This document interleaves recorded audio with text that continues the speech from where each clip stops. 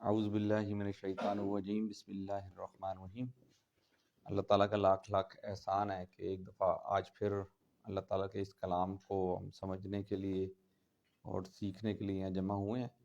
آج جو میرا موضوع جو میں نے آپ لوگوں کے سامنے منتخب کیا ہے وہ قرآن مجید کی سورہ حشر کا آخری رکوع، یعنی 17 نمبر آیت سے لے کر 24 نمبر آیت یہ منتخب کی ہے۔ سورہ حشر قرآن مجید کی 59 نمبر صورت ہے کہ اس کے اندر زیادہ تر جو ایڈریس کیا گیا شروع کے 2 رکوع کے اندر وہ یہودیوں کا ایڈریس کیا گیا، اور ہم چونکہ آخری موضوع پڑھنے لگے، آخری رکوع پڑھنے لگے، اور اس کا جو موضوع ہے وہ ایمان کا تقاضا، یعنی انسان کے ایمان کا تقاضا ہے کیا، اس حوالے سے اس کے اندر گفتگو ہوئی۔ پہلے میں اس کی 1-2 ورسز پڑھ لیتا ہوں، بلکہ پوری ورسز پڑھ لیتا ہوں، پھر اس کا ترجمہ کر کے اس کو آگے لے کے چلتے ہیں۔ اعوذ باللہ من الشیطان الرجیم، بسم اللہ الرحمن الرحیم۔ یا ایہا الذین آمنوا اتقوا اللہ ولتنظر نفس ما قدمت لغد واتقوا اللہ ان اللہ خبیر بما تعملون۔ ولا تكونوا كالذين نسوا الله فأنساهم أنفسهم أولئك هم الفاسقون۔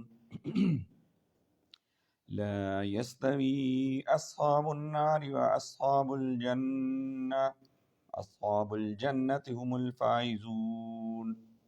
لو أنزلنا هذا القرآن على جبل لرأيته خاشعا متصدعا من خشية الله وتلك الأمثال نضربها للناس لعلهم يتفكرون۔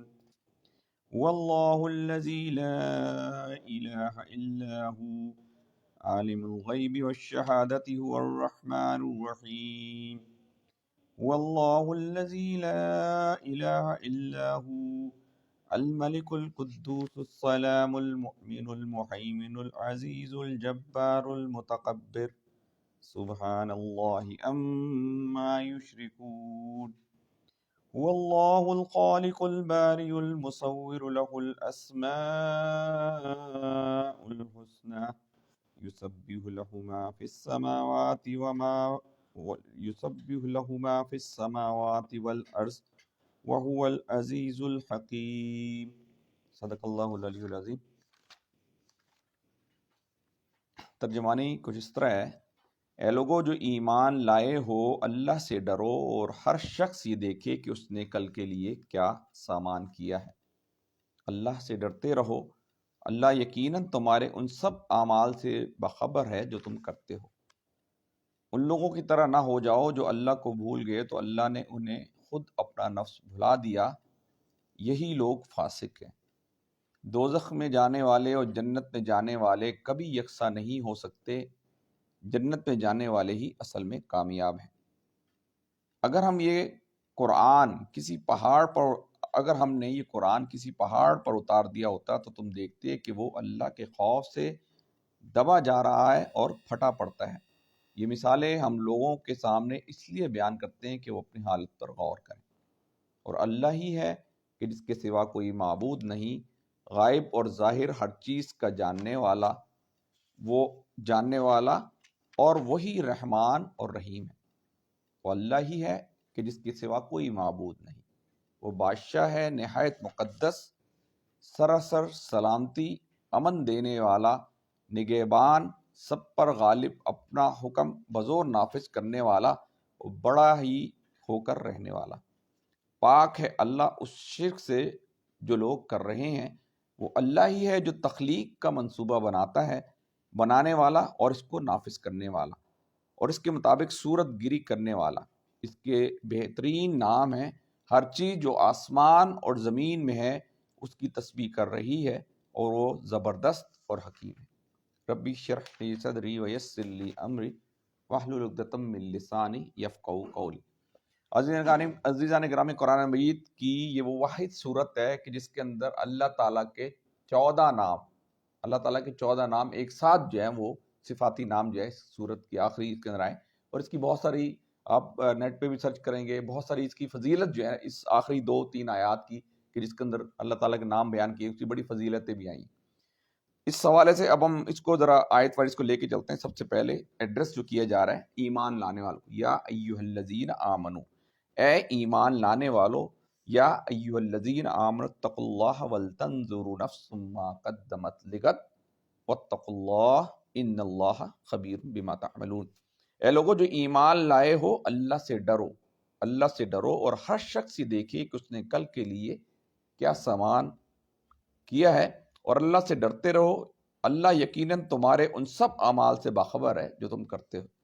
عزیزان کرام، یہ جو پہلی آیت کے اندر اللہ تعالیٰ نے 2 مرتبہ یہ کہا ہے کہ یا ایھا، ایمان لانے والے کو مخاطب کیا گیا، اور کہا یا ایھا الذین آمنوا اتقوا اللہ، یعنی یہاں اللہ سے ڈرو۔ اللہ سے ڈرنے کا مقصد کیا ہوتا ہے؟ یہاں تھوڑی سی میں آپ کے سامنے، ڈر 2 قسم کا ہوتا ہے۔ ایک وہ ڈر ہوتا ہے کہ جو سانپ سے آپ ڈرتے ہیں، کسی شیر سے آپ ڈرتے ہیں، کسی موذی جانور سے ڈرتے ہیں، لیکن یہاں جو ڈر کا تذکرہ کیا جا رہا ہے، یہ اس ڈر کا تذکرہ کیا جا رہا ہے جو ہم والد سے ڈرتے ہیں نا۔ والد سے ہم اس لیے نہیں ڈرتے، بلکہ والد سے محبت کی وجہ سے ڈرتے ہیں، کہیں وہ ہم سے ناراض نہ ہو جائیں، کہیں ان کے احساسات مجروح نہ ہو جائیں، کہیں وہ ہم سے مایوس نہ ہو جائیں۔ وہ ڈر ایک بالکل ڈفرنٹ، انٹائرلی ڈفرنٹ ہے، اور یہ ڈر جو ہم کسی موذی جانور سے ڈرتے ہیں وہ بالکل ڈفرنٹ ہے۔ یہاں اللہ سے ڈر کے مقصد یہ، وہ والد والا ڈر کہ اس سے محبت کا تقاضا یہ کہ کوئی ایسا کام، کوئی ایسا عمل، کوئی ایسا آپ کا طریقہ کار ایسا نہ ہو کہ جو اللہ کے احکامات کے منافی ہو۔ تو یہ یہاں پر یہ بتائے گا یا ایھا الذین آمنوا اتقوا اللہ ولتنظر نفس ما قدمت لغد، اے لوگوں جو ایمان لائے ہو، ڈرو، اللہ سے ڈرو، اور ہر شخص سے دیکھے اس نے کل کے لیے کیا سامان کیا کر رکھا ہے۔ اچھا، یہاں پر ایک میں آپ کو یہ تھوڑی سی یہ بتاتا چلوں، یہاں کل سے مراد یہ والی کل نہیں ہے جو ہم یہاں آج رات کو سو کے اٹھے اور صبح اٹھے تھے کل۔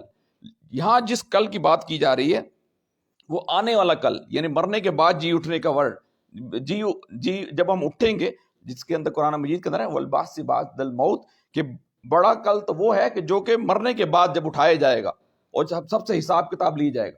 ابھی دیکھیے اس کے حوالے سے بتائے، اے لوگوں جو ایمان لائے اللہ سے ڈرو، ہر شخص سے دیکھے کہ اس کل کے بارے میں، وہ جو کل جو کہ آنا ہے، کہ جو کہ بہت بڑا کل ہوگا، کہ جس کی بہت لمبا حساب کتاب ہوگا، اور جس کل کے بعد ہم نے بہت لمبی ایک زندگی یہاں وہاں اسٹارٹ کرنی ہوگی، اس کل کے بارے میں بتایا جا رہا ہے کہ ہر شخص یہ دیکھیے اس نے کل کے لیے کیا سامان کر رکھا ہے۔ اب یہ دیکھیے کل، ایک تو یہ کہ اس کائناتی حکومت کے اندر، یعنی اس کائناتی حکومت کے اندر ایک بینک ہے جو کہ امپیریل بینک، کائناتی جو حکومت، پوری حکومت جو کس کی کائنات ہے، وہ آگے جا کے بتایا جا رہا ہے کہ پوری کی پوری حاکمیت، پوری کی پوری فرمانروائی، پوری کی پوری طاقت، پوری کی پوری کائنات کے اندر حکومت کس کی ہے؟ اللہ رب العالمین کی۔ اس کائنات کا جو بینک ہے، بڑا بینک جس کو امپیریل بینک کہتے ہیں، تو اللہ تعالیٰ کہتا ہے کہ تم نے وہاں کیا جمع کر رکھا ہے، کیا وہاں جمع کرنے کے لیے تم کیا بھیج رہے ہو؟ تو پھر آگے جا کے پھر بتایا جائے وَلْتَنْظُرُ نَفْسٌ مَا قَدَّمَتْ لِغَدٍ وَاتَّقُوا اللَّهَ۔ دوبارہ کہا جا رہا ہے کہ اللہ سے ڈرو، دوبارہ کہا جا رہا ہے، یعنی اس لیے کہ لوگ مشرکین مکہ اس بات کو مان نہیں رہے۔ جو یہودی ہیں، جو کتاب پر ایمان لاتے ہیں، وہ اللہ کو بھی مانتے ہیں لیکن ان باتوں پہ عمل نہیں کر رہے۔ پیچھے کافی ڈائلاگس ان کے چلیں، تو اللہ تعالیٰ ان کو بھی کہہ رہا ہے، مسلمانوں کو بھی کہہ رہا ہے، تمہیں کیا ہو گیا کہ تم کیوں نہیں مان رہے؟ کہ اللہ کا تقوی اختیار کرو، اللہ سے ڈرو، اور ہر شخص یہ دیکھے اس نے کل کے لیے کیا سامان کر رکھا ہے۔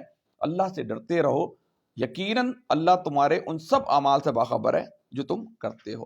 یعنی جو تم نے یہاں کمایا، یہ جو میں اب کما رہا ہوں، یعنی ہم نے پچھلی جو سورت پڑھی تھی کہ جس کے اندر ہم نے پڑھا تھا، یہ شیخ صاحب نے بھی اس کے اوپر درس دیا ہے کہ ہمارے اندر جو غیبت، تجسس، بہتان، جھوٹ، اس طرح کی بہت ساری معاشرتی بیماریاں، کہ جو سوشل ایولز، جو کہ ہم نے لاسٹ ٹاپک کے اندر ڈسکس کیے تھے، کہ نبی مہربان صلی اللہ علیہ وسلم فرمائے کہ قیامت والے دن لوگ، تمہیں معلوم ہے کہ قیامت والے دن مفلس کون ہوگا؟ نبی صحابہ کرام نے پوچھا کہ اللہ کے نبی ہمیں تو نہیں پتہ۔ انہوں نے اپنی طور سے ڈیفائن کیا، مفلس وہ ہے کہ جس کے پیسے نہیں۔ نبی مہربان صلی اللہ علیہ وسلم، مفلس تو وہ ہے جو قیامت والے کے دن جو پہاڑ کے برابر نیکیاں لے کے آئے گا، لیکن اس نے کسی کا مال کھایا ہوگا، کسی کو ناحق قتل کیا ہوگا، کسی کے ساتھ ناانصافی کی ہوگی، کسی کی غیبت کی ہوگی، کسی کا تجسس کیا ہوگا، کسی کا بہتان کیا ہوگا، تو وہ سارے کے سارے جو اس کے اعمال، جو اس نے نیکیاں کمائی تھی، وہ نیکیاں آہستہ آہستہ ان کو بانٹتے چلے، یہاں تک کہ وہ نیکیاں ختم ہو جائیں گی۔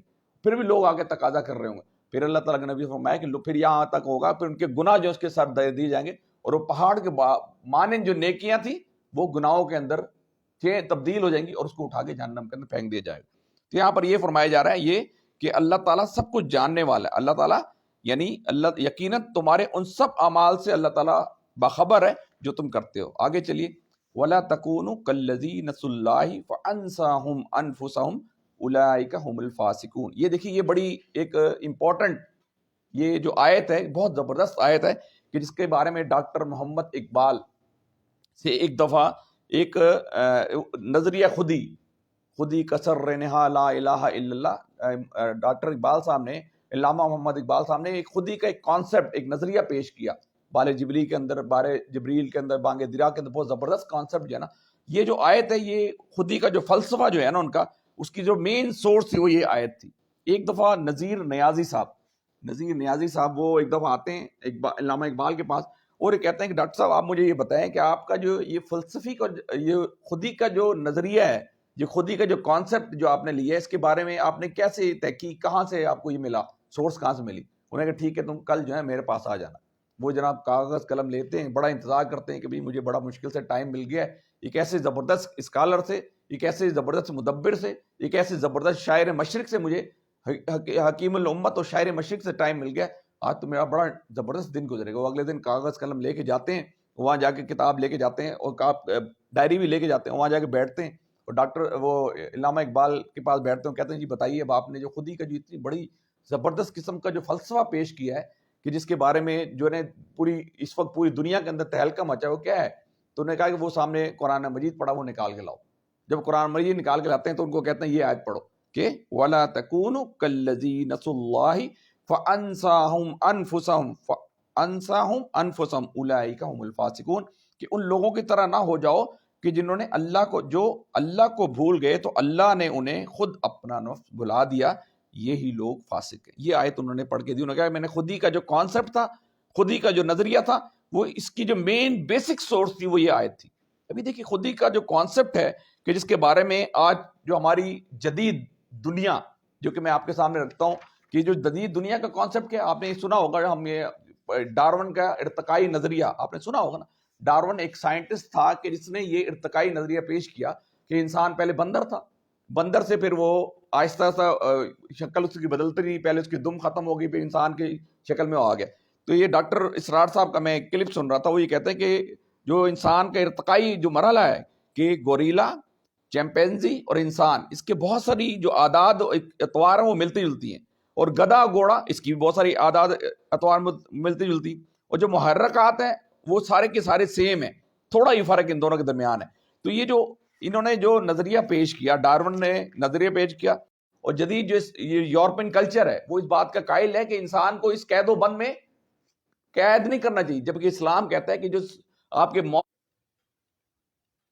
جی وَلَا تَكُونُوا كَالَّذِينَ نَسُوا اللَّهَ فَأَنسَاهُمْ أَنفُسَهُمْ أُولَٰئِكَ هُمُ الْفَاسِقُونَ، اور ان لوگوں کی طرح نہ ہو جاؤ جو اللہ کو بھول گئے تو اللہ نے خود انہیں اپنا نفس بھلا دیا، یہی لوگ فاسق ہیں. تو عزیزان گرامی، میں آپ کے سامنے ایک علامہ محمد اقبال کا ایک شعر رکھتا ہوں. انہوں نے کہا کہ انسان جو ہے نا وہ اپنی خودی کو بھول چکا ہے، اس کو جس مقصد کے لیے اس دنیا کے اندر لے کے آئے تھے، جس مقصد کے لیے اللہ تعالیٰ نے اس کو تخلیق کیا تھا، اس مقصد کو بھول گیا. اچھا وہ یہ کہتے ہیں کہ انسان غافل اس سے نہیں، تو خود اس نے اپنے آپ کو یہ تو اللہ نے انہیں خود اپنا نفس بھلا دیا، یعنی وہ اپنے آپ سے غافل ہو گیا. غافل ہونے سے مطلب یہ نہیں ہے وہ کبھی اپنا کھانا پینا تو نہیں بھولا، انسان اس سے تو غافل نہیں ہوا. کبھی اس کو کوئی چوٹ لگی ہو وہ اس کا علاج کرانا تو نہیں بھولا، کبھی وہ اپنے جو تقاضے ہیں، دیگر تقاضے، اس سے تو نہیں بھولا. کبھی وہ یہ نہیں بھولا کہ اس کی جو مینٹیننس تھی، اس کا تو ویئر اینڈ ٹیئر تھا، وہ کس طرح کرنا ہے، وہ کبھی اس کو تو نہیں بھولا. وہ یعنی کوئی ایسی حیوانی چیز ہے، کوئی ایسی حیوانی وجود کے علاوہ اس کی دیگر جو حیثیتیں ان چیزوں کو بھول گیا ہے، یعنی وہ اللہ کو بھول گیا ہے. ابھی دیکھیں قرآن مجید کی میں آپ کے سورہ مجادلہ کے اندر اللہ تعالیٰ فرماتے ہیں کہ سورہ مجادلہ میں فرماتے ہیں کہ میں نے کہ شیطان نے انسان کا نفس جو ہے نا اس کو، شیطان نے انسان کے ذکر سے انسان کو غافل کر دیا، یعنی اللہ کے ذکر سے انسان کو غافل کر دیا. ٹھیک، اس لیے وہ اللہ کے ذکر سے غافل ہو گیا، اس لیے بھولتا چلے جا رہا ہے. تو یہاں پر یہ زبردست ایک ڈاکٹر اقبال نے ایک بڑی زبردست ایک فارسی کا شعر ہوا ہے کہ نقطۂ نوری کے نام اور خودی است، نقطۂ نوری کے نام اور خودی است، زیر خاک ما شرار زندگی است. یعنی وہ یہ کہتے ہیں کہ جو انسان، اصل انسان کی جو خودی ہے، یعنی انسان اپنے آپ کو پہچانے کی وہ ہے کیا، اس کو کس مقصد کے لیے پیدا کیا گیا تھا، وہ کس مقصد کے لیے اس معرض وجود میں آیا تھا، اس کو جو پہچانتا ہے، اس کو جو جانتا ہے، وہ کامیاب شخص ہے۔ آگے چلیے، آگے اللہ تعالیٰ فرماتا ہے کہ لا یستوی اصحاب النار و اصحاب الجنہ اصحاب الجنۃ هم الفائزون، کہ دوزخ میں جانے والے اور جنت میں جانے والے کبھی یکساں نہیں ہو سکتے، اور جنت میں جانے والے ہی اصل میں کامیاب ہیں۔ اب آگے یہ بڑی زبردست ایک آیت جو کس کے اندر آ رہی ہے کہ لو انزلنا ھذا القرآن لو انزلنا ھذا القرآن علی جبل لرأیتہ خاشعا متصدعا من خشیۃ اللہ وتلک الامثال نضربها للناس لعلهم يتفکرون، کہ اگر ہم نے یہ قرآن کسی پہاڑ پر اتار دیا ہوتا تو تم دیکھتے کہ اللہ کے خوف سے دبا جا رہا ہے اور پھٹا پڑتا ہے۔ یہ مثالیں ہم لوگوں کے سامنے اس لیے بیان کرتے ہیں کہ وہ اپنی حالت پر غور کریں۔ عزیزان کرام، یہ جو قرآن جو ہے، یہ آپ کو پتہ ہے کہ قرآن مجید جو ہے یہ بڑی عظیم کتاب ہے، اور یہ قرآن مجید ایک معجزہ ہے، زندہ معجزہ ہے جو کہ ہمارے درمیان موجود ہے، اور اس کے اندر جتنی بھی آیات ہیں وہ ساری کی سارا آیات ایک معجزہ ہے، اور رہتی دنیا تک اس کو قائم رہنا۔ جیسے اللہ تعالیٰ کی ذات زندہ و جاوید ہے، اور جس طرح اللہ تعالیٰ کی ذات نے قیامت تک قیامت کے بعد یہ دنیا ختم ہو جائے گی تب تک قائم رہنا ہے، یہ قرآن مجید کا بھی ذمہ اللہ تعالیٰ نے لے رکھا ہے، اور قرآن مجید بھی اس وقت تک قائم رہے گا جب تک اللہ قیامت تک اس کو قائم رہنا ہے۔ اور قرآن مجید کے حوالے سے ایک شعر بڑا زبردست میں آپ کے سامنے رکھوں کہ محیط کائنات ہے دل ہے قرآن، نظر کی آخری منزل ہے قرآن۔ آگے چلیے، اچھا آگے اللہ تعالیٰ فرماتے ہیں وَتِلْكَ الْأَمْثَالُ نَضْرِبُ، یہ مثالیں ہم لوگوں کے سامنے اس لیے بیان کرتے ہیں کہ وہ اپنی حالت پر غور کریں۔ پھر آگے دیکھیے، آگے اللہ تعالیٰ فرماتے ہیں هو اللہ الذی لا الہ الا هو، اب یہاں سے اللہ تعالیٰ کے جو صفاتی نام ہیں وہ شروع ہو رہے ہیں۔ هو اللہ الذی لا الہ الا هو عالم الغیب والشہادہ، اور اللہ ہی ہے کہ جس کے سوا کوئی معبود نہیں، غائب اور ظاہر ہر چیز کا جاننے والا، غائب اور ظاہر ہر چیز کا جاننے والا۔ جیسے ہمارے سامنے تیمور نے ایک زبردست رکھا تھا کہ اللہ تعالیٰ جو ہے وہ دیکھ رہے ہیں ہر فرد کو اوپر، جیسے ایک بڑا شخص جو ہے کسی چھوٹے بچے کو دیکھتا ہے نا تو اس کی پوری نگاہیں جو ہے نا اس کے اوپر ہوتی ہیں کہ چھوٹا بچہ ہے جو کہ آگے پیچھے نہ ہو جائے، کہیں گر نہ جائے، تو اللہ تعالیٰ کی نگاہیں ایک ایک فرد پر ہیں۔ اللہ تعالیٰ ایک ایک فرد کو واچ کر رہا ہے، ایک ایک فرد کو مانیٹر کر رہا ہے، ایک ایک فرد کو دیکھ رہا ہے، اس کو پتہ ہے کہ میرا بندہ جو اس وقت کیا کیا کر رہا ہے۔ تو وہ اللہ ہی ہے کہ جس کے سوا کوئی معبود نہیں، غائب اور ظاہر ہر چیز کا جاننے والا۔ پھر آگے هو الرحمن الرحیم، وہ رحمان بھی ہے اور رحیم بھی ہے، یعنی هو اللہ الذی لا الہ الا هو، کہ اور اللہ ہی ہے کہ جس کے سوا کوئی معبود نہیں۔ الملک، اب یہاں سے دیکھیے یہ اگلی صفت، پہلے میں نے آپ کے سامنے دو تین اللہ تعالیٰ کی صفاتی نام آگے۔ الملک، وہ ہم نے آپ کو پتا ہوگا سورہ ملک کے اندر بھی پڑھا تھا، وَهُوَ عَلَى كُلِّ شَيْءٍ قَدِيرٌ، وہ تمام کی تمام چیزوں پہ قدرت رکھتا ہے، تمام کی تمام چیزوں کا مالک ہے، خالق ہے، پروردگار ہے۔ تو یہاں پر اللہ تعالیٰ ہمارے کہ الملک القدوس، وہ بادشاہ ہے، وہ کیا ہے؟ بادشاہ ہے، نہایت مقدس۔ ٹھیک، اب یہ دیکھیے میں آپ کے سامنے چند آیات کہ جس کے حوالے سے مولانا مودودی رحمۃ اللہ نے لکھی ہیں کہ زمین و آسمان میں جو بھی ہیں اس کی مملوک ہیں اور سب اس کے تابع فرمان ہیں۔ پھر اگلی ایک سورہ حامیم سجدہ کے اندر فرماتے ہیں کہ آسمان سے زمین تک وہ ہر کام کی تدبیر کرتا ہے، جتنی بھی تدابیر ہو رہی ہیں۔ یعنی کل ہم نے جو پچھلا ایک لیکچر لیا تھا کہ جس کے اندر فرمایا تھا کہ اللہ تعالیٰ حضرت سلمان السلام کا جو ہم نے واقعہ پڑھا تھا کہ جس کے اندر یہ پرنسپل آف مینجمنٹ، وہ ہم نے پڑھا تھا کہ حضرت سلمان السلام کو اللہ تعالیٰ فرماتا ہے کہ راضی، کہ اے اللہ تعالیٰ مجھ سے وہ کام کرا کہ جس سے تو راضی ہو جائے۔ اس کا مطلب ہے کہ ہمیں ہر حال میں خوش ہونا چاہیے کہ مجھے جو اللہ تعالیٰ نے جس حال میں رکھا ہے مجھے اس بات پہ راضی ہونا چاہیے۔ اگر مجھے امیر رکھا ہے تو مجھے راضی ہونا چاہیے، اگر غریب رکھا ہے تو راضی ہونا چاہیے، اگر دولت دی ہے تو راضی ہونا چاہیے، اگر کوئی چیز لے لی تو راضی ہونا چاہیے۔ تو یہاں پر اللہ تعالیٰ فرماتا ہے کہ وہ بادشاہ ہے اور نہایت مقدس۔ یہ میں نے آپ کے سامنے رکھا، آسمان سے زمین تک وہی ہر کام کی تدبیر کرتا ہے، زمین و آسمان کی بادشاہی اسی کی ہے اور اللہ ہی کی طرف تمام معاملات رجوع ہوتے ہیں۔ پھر آگے ایک اور فرمایا کہ بادشاہی میں کوئی اس کا شریک نہیں، سورہ فرقان کے اندر فرما رہے ہیں، اور ایک اور سورہ یاسین میں فرمایا کہ ہر چیز کی سلطانی اور فرمانروائی اس کے ہاتھ میں، دیگر کچھ آیات اور بھی رکھی۔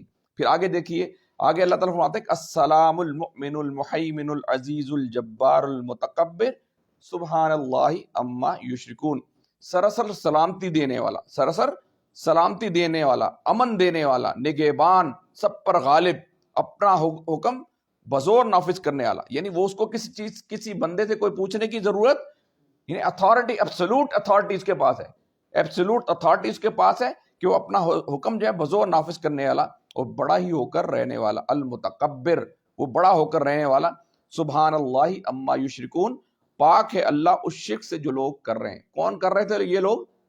کون لوگ کر رہے تھے شرک؟ یہاں پر جو ہے شروع میں کون سے لوگ تھے جہاں یہ نازل کی جا رہی آیات، کون لوگ تھے جو شرک کر رہے تھے؟ جو یہودی یہ مشرکین مکہ وہ شرک کر رہے تھے۔ تو اللہ تعالیٰ فرما رہا ہے کہ پاک ہے اللہ اس شرک سے جو لوگ کر رہے ہیں، انہیں لات منات عزا بنا رکھے ہیں، خانہ کعبہ کے اندر بت بنا رکھے ہیں، اور مختلف یعنی اللہ کے علاوہ وہ اللہ کو مانتے تھے، ہم نے پہلے ہی پڑھا اللہ کو مانتے تھے، اللہ کو ایک نہیں مانتے۔ تو اللہ تعالیٰ فرما رہا ہے کہ پاک ہے اللہ اس شرک سے جو وہ لوگ کر رہے ہیں۔ پھر آگے هو اللہ الخالق، هو اللہ الخالق، وہ تخلیق کا منصوبہ بنانے والا، الباری، الباری المصور، اور اس کا نافذ کرنے والا۔ ابھی دیکھیے یہاں پر مولانا مودودی رحمۃ اللہ علیہ نے بڑی خوبصورت بات کی کہ جیسے ایک آرکیٹیکچر ہوتا ہے نا، آرکیٹیکچر جو ایک پلاننگ کرتا ہے، ایک اس نے میپ بنایا، ایک ڈیزائن بنایا، ڈیزائن بنانے کے بعد یہ جیسے کمرہ ڈیزائن کیا، یہ پورا گھر ڈیزائن کیا، تو وہ پورا ڈیزائن کرنے کے بعد اس نے اللہ تعالیٰ نے جب دنیا کو ڈیزائن کیا، دنیا کو بنایا، تو دنیا کو بنانے کے بعد ایسے چھوڑ نہیں دیا، بلکہ وہ مصور ہے، اور اس کے بعد آگے کیا فرما رہے ہیں کہ تخلیق کا منصوبہ بنانے والا اور اس کو نافذ کرنے والا بھی ہے۔ تخلیق کا منصوبہ اسے بنا دیا، اس کو امپلیمنٹ بھی کرنا جانتا ہے، کہ یہ نہیں کہ ڈیزائن بنا دیا، اس کو پتہ ہے کہ یہ اس کی بنیادیں کہاں بنے گی، اس کے اندر اینٹیں کتنی لگی ہیں، پورا اسٹیمیشن۔ جیسے میں آج کل گھر بنوا رہا ہوں، تو ہمارا جو کلائنٹ ہے یا ہمارا جو کانٹریکٹر ہے، اس طرح پورا ایک ڈیزائن، میں پہلے ایک ڈیزائن بنا کے دیا، اس کے بعد پوری اسٹیمیشن دی کہ اتنی اینٹیں لگنی ہے، اتنی سیمنٹ لگنی ہے، اتنا آپ کی روڑی لگنی ہے، اتنا آپ کے پاس سریا لگنا ہے، وہ ساری اسٹیمیشن دی۔ تو وہ کہتے ہیں کہ اللہ تعالیٰ فرماتے ہیں کہ هو اللہ الخالق، اس نے جب تخلیق کا منصوبہ بنایا، الباری المصور، اور اس کو منصوبہ بنانے والا اور اس کو نافذ کرنے والا، اس منصوبے کو نافذ کرنے والا اور اس کے مطابق صورت گری کرنے والا۔ منصوبہ بنانے کے بعد اس کو نافذ کیا، اور اس کے جو اس کا پلان تھا، جو اس کو پلان آف ایکشن تھا، جب اس نے دنیا بنائی، تمام کی تمام دنیا بنانے کے بعد ایک پورا پلان رہتی دنیا تک دے دیا، اس کا نافذ کرنے والا وہ کون ہے؟ وہ اللہ تعالیٰ ہے۔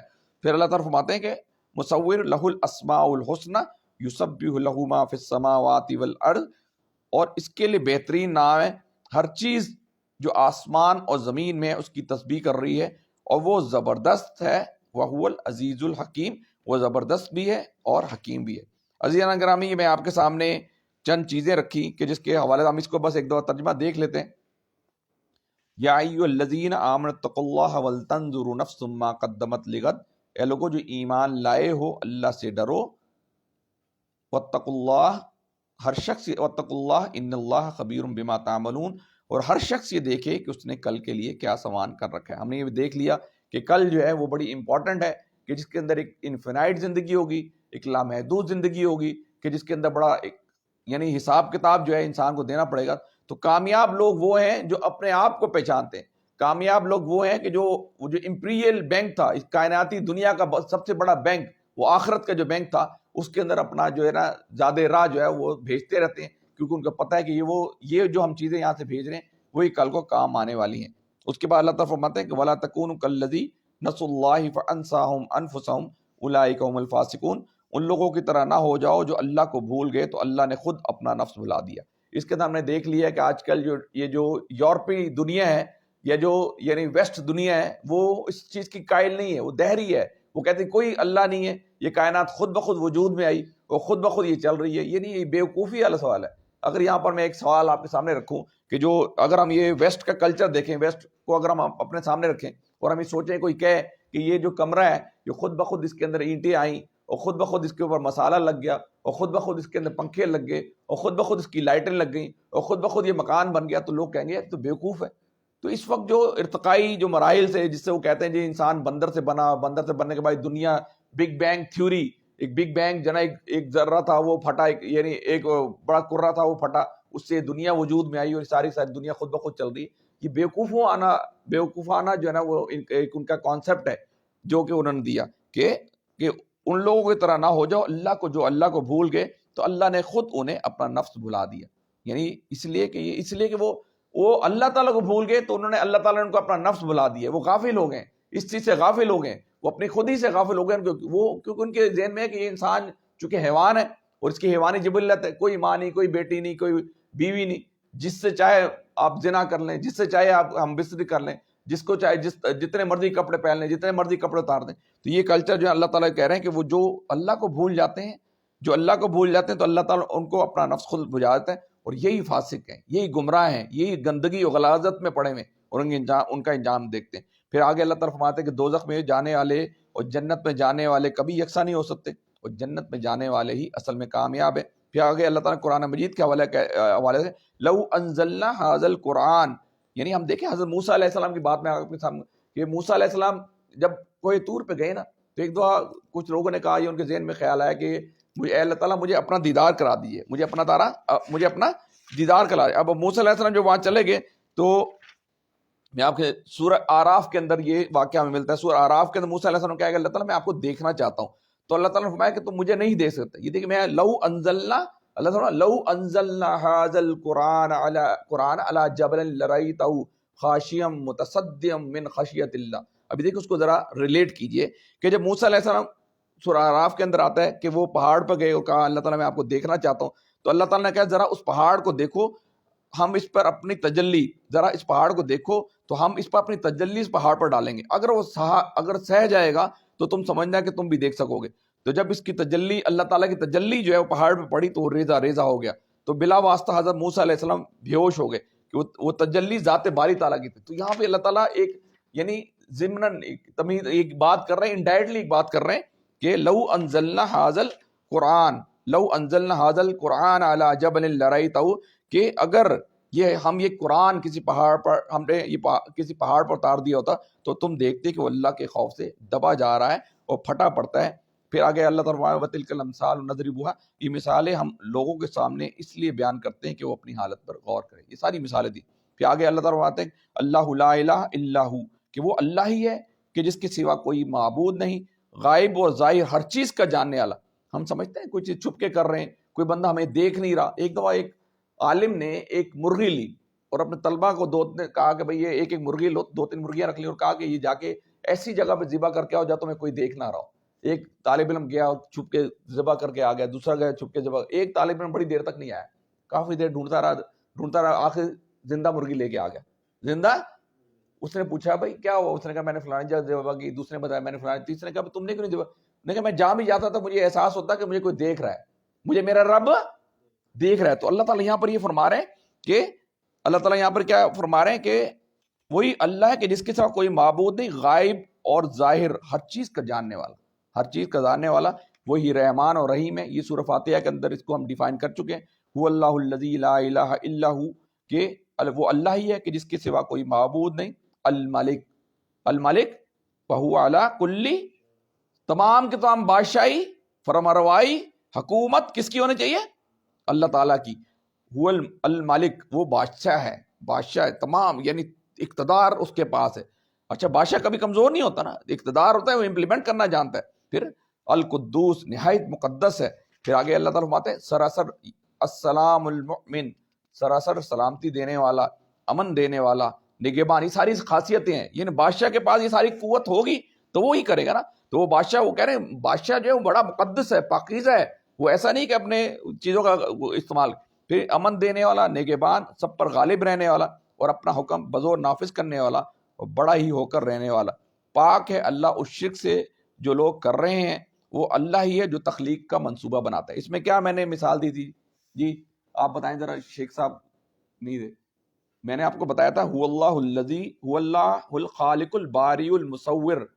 جی میں نے آپ کو بتایا وہ اللہ ہی ہے جو تخلیق کا منصوبہ بنانے والا اور اس کو نافذ کرنے والا اور اس کے مطابق صورت گری کرنے والا. اس کی مثال دی تھی میں نے جی. اس کی مثال میں نے آپ کو یہ دی تھی، اس کی مثال میں نے آپ کو یہ دی تھی کہ جیسے ایک آرکیٹیکٹ ہے نا، آرکیٹیکٹ کوئی بلڈنگ بناتا ہے تو وہ ایسٹیمیشن دیتا ہے. میرا ایک کانٹریکٹر ہے کہ جو میرا مکان بنا رہا ہے، اس نے پوری ایسٹیمیشن دی کہ سر یہ جو آپ نے گھر بنانا ہے اس میں اتنی اینٹیں لگیں گی، اتنا سریا لگے گا، اتنا جو نا وہ پلستر لگے گا، اتنا سیمنٹ لگے گا، اتنی ٹائلز لگی ساری. تو وہ اللہ تعالیٰ یہ اللہ تعالیٰ کہتا ہے کہ وہ اللہ ہی ہے جو تخلیق کا، اس نے تخلیق کا جب منصوبہ بنایا تو ایسے منصوبہ نہ بنا کے چھوڑ نہیں دیا، بلکہ اس کو نافذ کرنے والا ہے اور اس کے مطابق صورت گری. اب نافذ کرنے کے بعد اس نے صورت بھی بنانی ہے. اس نے جیسے آرکیٹیکٹ نے آپ کو منصوبہ دے دیا، منصوبہ کرنے کے بعد آپ نے اس کو ریسورسز پرووائڈ کر دی، اور ریسورسز پرووائڈ کے بعد اس کو اس چیز کو منصوبہ اس کو صورت گری بھی کرنی ہے، ٹھیک ہے نا، اس نے آپ کو مکان بھی بنا کے دینا ہے، ٹھیک ہے.